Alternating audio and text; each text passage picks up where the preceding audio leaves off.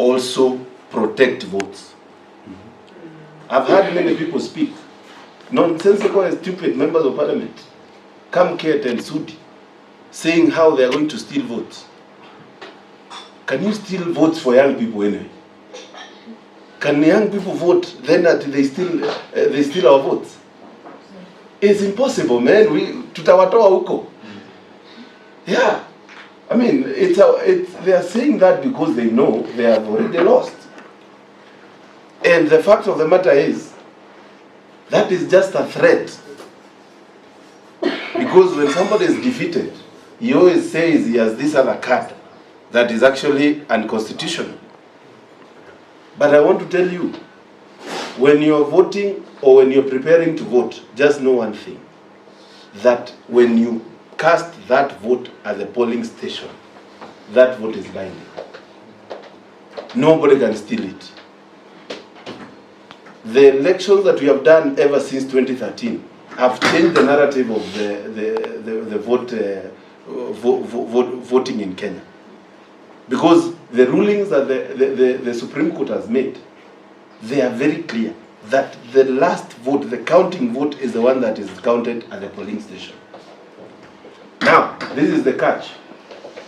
In the polling station, we only can cast 500 votes. Maximum 500 votes, because others are, streams. So if you are to steal votes, to change the narrative and change the presidential vote, you have got to collude with close to over 1 million polling centers. And that is not possible. That is not possible. So nobody should threaten our democracy by saying that they will steal our votes.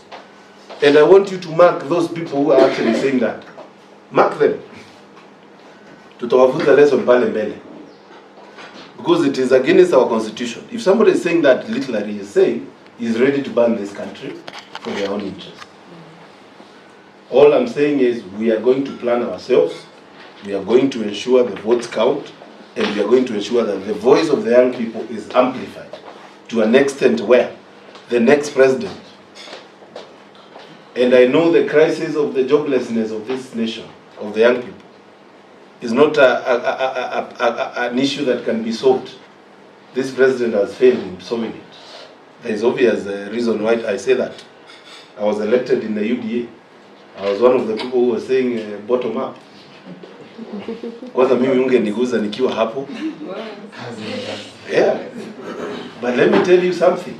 When we got in, I did not subscribe to the only agenda of making our young people employed is to take them abroad. I never subscribed to that. And I actually put it forward even to the president himself, that this should not be our big agenda. Because our young people cannot be taken out of this nation to places like Saudi Arabia where they are being raped. And that is actually an agenda of government. It's not acceptable. I did not subscribe to the fact that our main agenda as a government is housing. That should be, it was our agenda, yes, but it was not our main agenda. Because housing is an individualistic problem. I don't have somewhere to sleep. But what do we talk about when we talk about development? We talk about things such as common user facilities, such as roads, such as water, such as electricity. You cannot keep quiet on these three, then you come talk about houses every day. Because when somebody gets a house, like that lady who moves around everywhere, being told she's the one that owns the houses. She has a house. It is hers and her children. What about her neighbor? Does she have a house? So the government of the day has failed and is just amplifying things that cannot be appreciated by Kenyans at home. When Kibaki made education free, that was touching on almost everybody, on every household.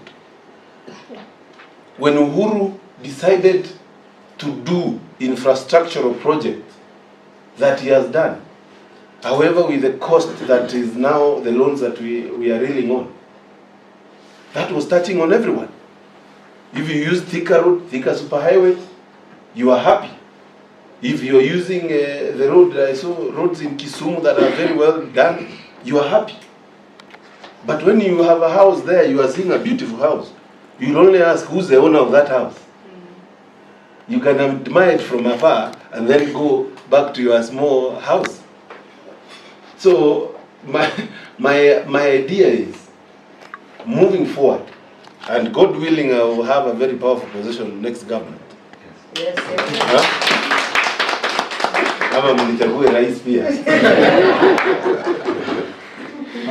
We are going to ensure things such as housing levy is used for common user facilities, so that you, who is northeastern and doesn't have water, let's make sure that every household has water.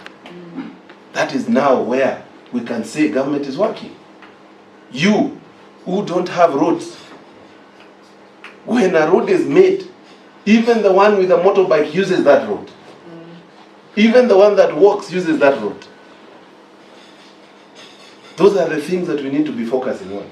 And somebody is trying to actually modify our Kenyans' mind, not to look at those things, but look at houses and jobs abroad. Honestly speaking, that is a trap, and we are not going to fall for it.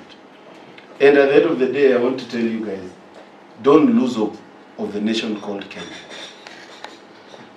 It is under threat, but Kenya is bigger than all of us. Kenya is a blessed nation, and Kenya will thrive past any regime that want to finish it. And I want to say thank you very much. When a CEO planned the International Youth Week very well. We would like to even get a bigger number of young people in the National Assembly so that we can come and put in our agendas. Our National Assembly is lost. Let me say that as a member of Parliament, that we no longer have a National Assembly that serves the people of Kenya. The National Assembly we are having right now is serving the interest of the executive. We have embarrassingly failed the people of Kenya by even giving a free blank check to the president that he can borrow left and right. Today we are speaking about secularization of the levies that I'm discussing here, whereby the money that is being collected is being put as security for loans that are not recorded as in the national debt. It tells you that in another 20 years we'll be in the bigger crisis than we are in today. There is no accountability whatsoever on monies that are being borrowed. We have borrowed now 176 billion for roads with the housing, with the fuel levy, but no roads that anybody is seeing being gazetted.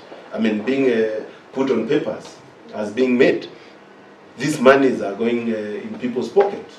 That is why you can see every weekend there is somebody with a kibeti who moves around examining